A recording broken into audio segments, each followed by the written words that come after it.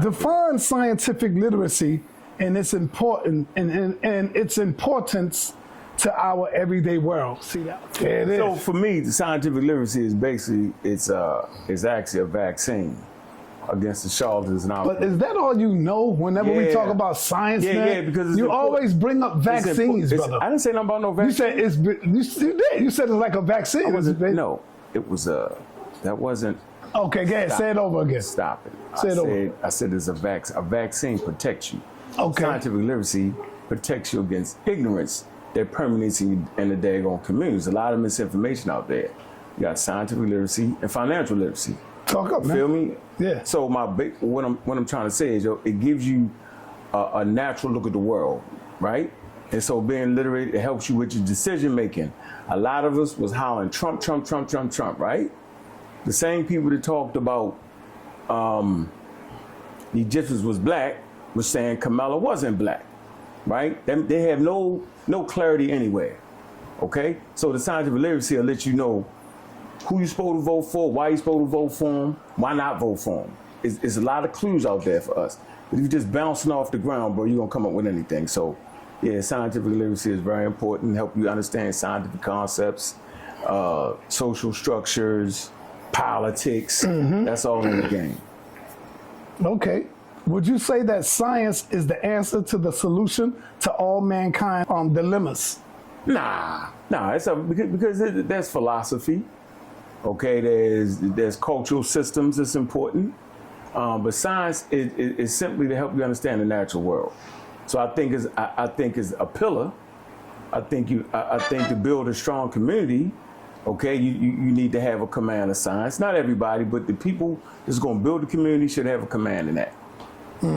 What about the philosophy aspects? Well, out of philosophy of comes knowledge. science. Of knowledge. I think philosophy is a great thing. We just don't know how to separate the two. You know, we have a lot of philosophy, right? But you have to know how to separate that. So philosophy is just a look at the world around you, right? And you look at it from a cultural perspective. So each culture got a different type of philosophy, right? Science, we're all gonna be on the same page, all right? We're on the same page. So if you're in Harlem, 12 inches is 12 inches. If you're in Baltimore, 12 inches is 12 inches. Simple as that. On the same page, you're not all over the place. It kind of brings things together. Now, philosophy, you can have different types. You can have a philosophy about God. You know, what's your philosophical view about the world, right? You may have African philosophy. You may have Greek philosophy, right? Philosophy is fit for that environment that it's produced in. Okay. Is there a place for natural science and philosophical to coexist in an intelligent world? Yeah, you just got to know when to apply it. And how you do that? How you know when it's time to apply? You understand what the hell philosophy is and understand what science is. Most time in the community, we try to apply philosophical ideas, okay, to things that require you to understand science. You get that, right? So it's just like religion. You just it's a social cultural system. So you gotta know how to apply it. You know, God ain't gonna pay your rent. Financial literacy will help you pay your rent. Yeah. Organize your bills, right? God can't help you organize your bills. God can't help you understand the natural world. There's philosophy in certain texts, right? Man, who was that? Who was on the couch? Sabir Bey. Sabir Bey. Cool dude. So being cool don't got nothing to do with when you open your mouth and put that material out. So I want to correct something. We talked about Pangea. Okay, that goes back about 350 million years ago. All right? When the continents together. It's called the continental drift as they drift apart.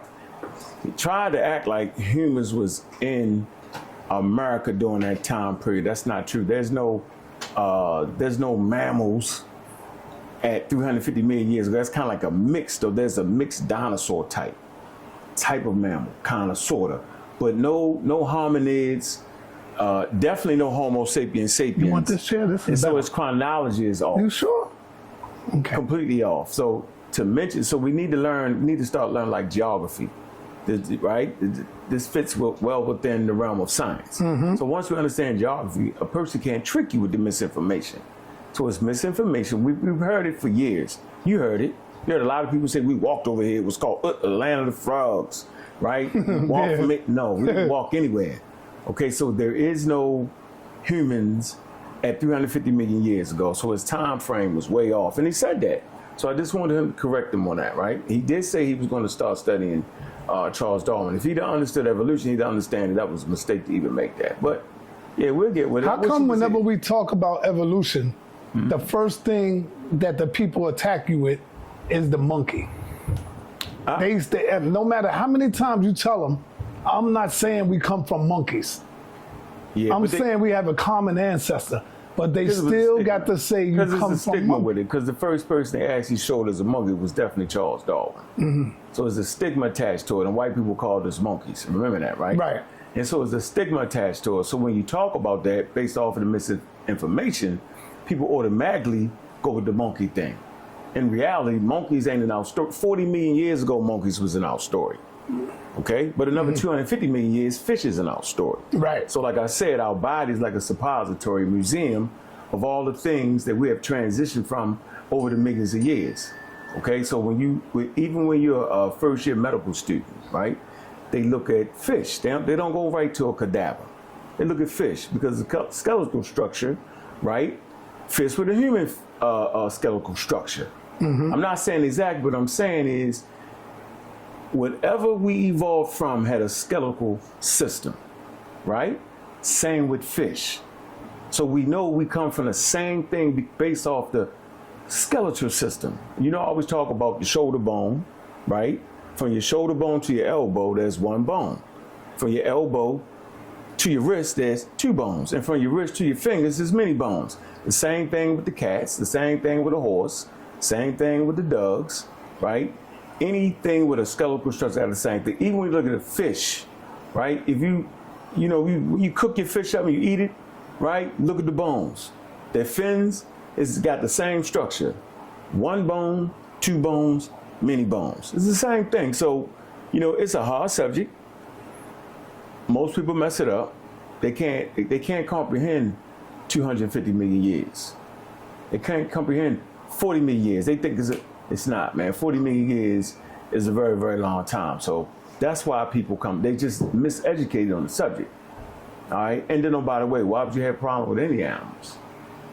They're part of our environment, right? And some of our first teachers was the animals, right? It's certain places where you're looking for water as a human, right? And the other apes find the water, or the monkeys find the water, and you follow them. The same thing with migration. Humans follow the animals. The animals, they ate the grasses, right? We call them the herbivores, the herbivores, right? When the grass stopped growing, they find new feeding areas, right? Okay, then the carnivores will follow the herbivores, right? And then the omnivores, which are humans, we're going to follow them. Because, humans eat everything. I know a lot of people don't agree to that, right? But humans eat everything. Yeah, that's true. That's why we don't. Why wouldn't they agree with that? Because they think that, well, maybe, I think plant-based diets is always good, right? You don't eat a whole lot of meat. Our ancestors didn't eat a whole lot of meat. I'm saying like breakfast, lunch, and dinner. But could that be the reason why they died early, at an early age? Like the ancient Kemetic people? No, that's not why they died. They died because you're surrounded by disease viruses. That's why they died. Their environment killed them. We live longer today. What I'm saying is, maximum time for humans living is 100 and something, right? That has not changed. Now, from BC time to now, the difference is more people live longer now. Our mothers and them, they lived to 76, 75. True. Said women live a little bit longer. They probably get on your nerves a little bit there. My mom's made it to 86. See? So right. In America, right? I think it's 80. What is it like? The average lifespan, it might be 79 for the women or 80. Around there. Yeah, so people have always lived to their 80s and 90s, but I'm saying the amount of people, most people was dead by 25 and 30. If you go back to ancient times, because of disease. Well, they say the fever is a hell of a killer there, bro. But it's the viruses. We're surrounded by trillions of viruses every day. The greatest weapon you have is your immune system. Why is studying evolution so important to you? Because it gives me command of the history. And I got that from Dr. Ben. Dr. Ben, John Henry Clark, Hubert Harrison, right? They was evolutionists. And I was like, well, why is that? right? They was evolutionists because that's how you can get your story right. And so everybody in this community will step up and say, we come from Africa. Don't they say that? I'm not talking about the new nonsense that's going on. I'm saying when you start to come into your own, you'll say this at least, that black people was the first to stand up right. I know you've heard that many times, right? We the oldest people on the planet. You heard that, right? So the question is, then how can you prove that? So evolution gives you the ability to measure that statement, okay? And then people will say we come from Africa. The same people that say I'm teaching the monkey thing will argue down and say that we come from Africa. So how do you prove that? You prove that by finding the oldest bones in Africa, different groups of hominids you can find in Africa. Archaic man. The variety of archaic man is found in Africa as opposed to other places. So you have more different types of homos. You got Homo sapien, Homo ergaster, you got Zendopithecus, okay? You got these different hominids, right? They reside in Africa. When you go to Asia, you have different variety, but not as many. By the time you come to America, so far they only found Homo sapien bones. So that's how you can actually track that back, right? Remember that the rule is always this, where there's the variety of a thing, okay? That's where probably that thing started at. So Africans got the most diverse genes, correct? Native Americans don't, their genes aren't as diverse as the people from Africa. So you can literally trace that back through Asia all the way back to Africa, based off of diversity in genes. So African people are the most diverse people. They got the most diverse skin color, from the light skin to the dark skin and all in between. They got some of the tallest people, some of the shortest people, some of the fattest people, some of the fastest people, some of the slowest people, you feel, some of the most intelligent people, and some of the most ignorant people. It's just that simple. So it's a diversity in Africa. And understand that diversity, then you recognize that rule I gave you, where things are the most diverse is probably where it started at. And then you back it up with the fossils, and then you back it up with the DNA. So the DNA was that, I think they mapped out the human genome, I believe in 2004, something like that. And here recently, maybe 2 years ago, they just actually completed it. So that's why I study evolution, because I want to know my story. All right, we're gonna go back. We ain't leaving the science because I know you're scientific literate. Yeah, the pseudo killers, the skeptics, man, big up to all the pseudo killers. Why did you abandon the Arm and Rock Squad, brother? Because our friends. Is it like an upgrade when you deal with the pseudo killers from the Arm and Rock Squad? So is it like an upgrade that you're taking? This is what I want to say. See, there you go with one of them tricky questions. He's trying to get me in something. No, it's all not. good. You is. So let me say it like this. Our friendship was based off of the work we was doing. And over time, we developed friendships, right? Right. But it was based off the work, bro. Right? It was based off of, how would I say, informing the public, right, of things they normally wouldn't be informed about. It was based off of destroying the misinformation in the community. That's the glue, right? That's what bound us together, okay? And then when everybody wanted to start going their own way and doing their own thing, right, not in alignment with that, then why would we stay together? I can't do it, right? I'm never thinking I'm an expert. There's certain levels, certain qualifications. I don't want to be a hypocrite. Our thing was based off of experts. Am I correct in that? That's right. What it's based off of, right? Right. So if you're going to be an expert, all of them were sharp enough to become an expert in their own right. But you just can't jump steps, right? So when you want to jump steps, then you ain't no better than people we talking to. So at a certain point, it just fell apart. So Because are it wasn't you based saying, off of what it's supposed to be, bro. So are you saying in order for y'all to stick together like glue, y'all all got to agree and believe in the same thing? Nah, that's crazy. Right, It's all signs exactly. are the same, but you can't be something. I can't tell you stop smoking dope and then be smoking dope, bro. Right. How that sound? That's not a good example. So we became a light to the community, a beacon, right? We started pushing science, right? And go big up to Ngozi and Gella. Them young, remember they was young. Ngozi, he was 21 years old, 22 years old, right? Beating the brakes off of Inky and all them. Yes, true. Like level the field, right? See what I'm saying? That's a lesson for you. Stay around the young cats, right? Yep. And so if you're gonna keep it scientific, keep it scientific. So we just got new articles that came out, right? When you get better information, right, or more information on the subject, you gotta be willing to change. but it's all based off of science and science literacy. It's all based off of academia. You can't be an academic if you ain't in academia, because now you fronting. You get my point? Mm-hmm. Like there's certain ways to critique what we doing.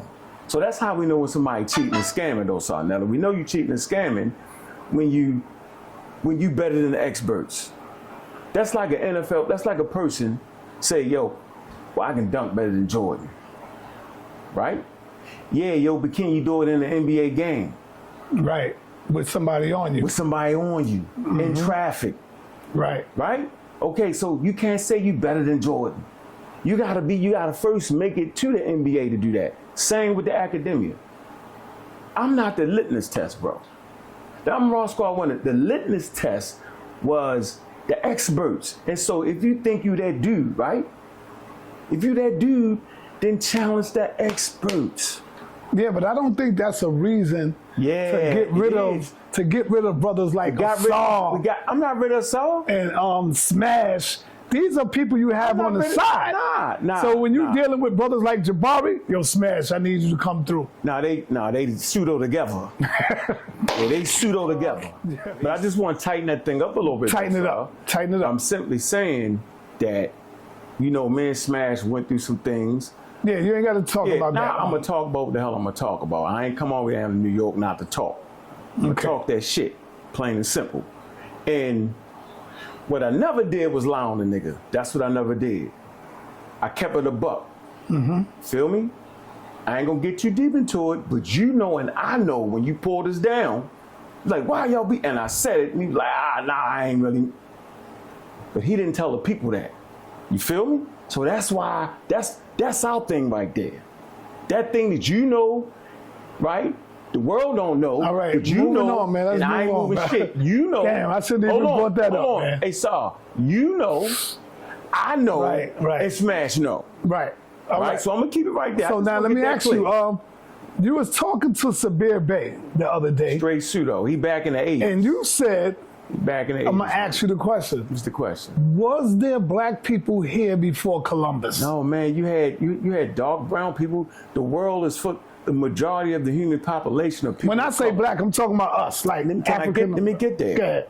The majority of the world's population lived in the areas, right, in the tropical zones, right, where humans flourish, right? So most people are going to have high concentrations of melanin. You got uromelanin and uromelanin, right?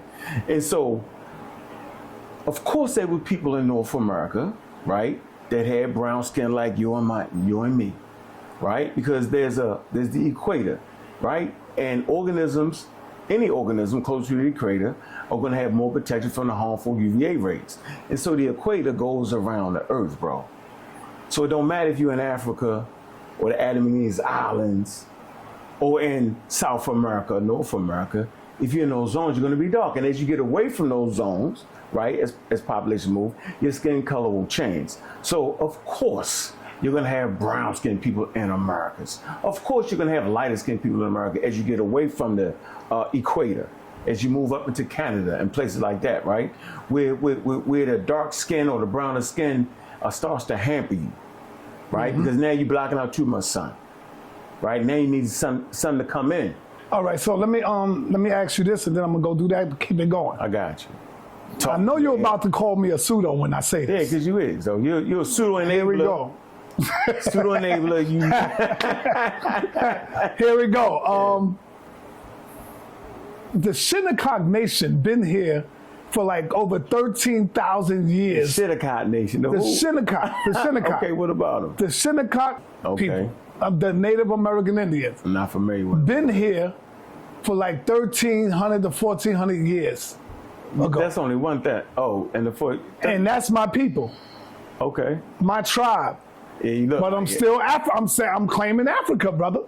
But Africans also I have to. Because what you mean I don't have to? I have to. If you don't got because they mix with the Shinnecocks. Okay, yeah. All right? Yeah. So you can look that up, brother. I didn't say that. What I'm saying is, but you don't got to. How old is the Shinnecock Nation? You don't got to, son. Suppose you didn't mix with them. The Shinnecock people have lived on Long Island for approximately 13,000 years. I disagree with that. The Shinnecock Nation been living here for over 13,000 Yeah, I disagree years. with that. My grandfather is 100% Shinnecock, pure blood Shinnecock. So when You got one group. so hold on. So when y'all be arguing with these brothers and these Indians and saying, "What you mean you ain't got?" My grandfather was 100% Shinnecock. How is that not different? He though, was man? not African. He didn't have no I know. African I blood, don't brother. got you. That's my point. But when he started marrying outside of the race, that's where my mother comes in. My mother ended up being with the Puerto Rican, and that's me. My father Puerto Rican, but she's Shinnecock and Puerto Rican. So now I'm Shinnecock and Puerto Rican. That's the blood that's in me. Hold on, say it again. Your mother what? My mother was Shinnecock, And she married. right? A Puerto Rican. Okay, so a Puerto Rican will get the African side of them, Right. being in the tropics. There you go. So that's where you get your African side. There you go. And that's Okay. why when I showed you my DNA, y'all always talk about DNA. Right, but you that's see that's good. what they call it, the American. Yeah, You see the American right there. Yeah, I seen that. Then you see the African right there. I seen that. Then you see Afro Puerto Rican. I seen that. That's me. I seen all that. Early Okay. in the game. But Okay. that's So, different though, son. but y'all say things No, like, no, we "Nah, say brother, that- you got to be African." No, who? I never say that. The I serial just killers- learned that, man. You know, I just learned that, brother. Yo, but that's a different conversation. Not to be confused with the nuts, bro. Right. Don't right. get it confused. I'll with the tell nuts. anybody in a minute let that me I'm ask you- African. Let me ask you this question, though. Let me ask you this question. Why would a person be afraid to take the test that you took? Because some of them guys is not real. Okay, so then that's They the not difference. So real. what you They- did was you understood. First of all, you understood your heritage. Right. I've always heard you say the Puerto Rican thing. That I've never not heard you say that. Right. Right. People just clump you all automatically, right? Okay, because we looking real the same, right? But in actuality, bro, you did what you supposed to do. If we got technology to kind of figure out, what areas, right, that your family line would have been in, then you're supposed to take advantage of it. You ain't supposed to be running around here on the misinformation tip. Got me talking to the invisible thing. So that's not cool to run around and act like you something you really not. I ain't never feeling that. But you good? You want to post that? Hold on. Say what's up. Who that? What's up, Jabari? Ask him where he at. Ask him I'm where he right at. here, man. I know you hear me. Look what you talking about. Huh? I'm right here, yep. We're gonna split this. Thank you, sir. I'm gonna be here for a minute. I'm Ask waiting him where on he you. at. He say, where you at? Here.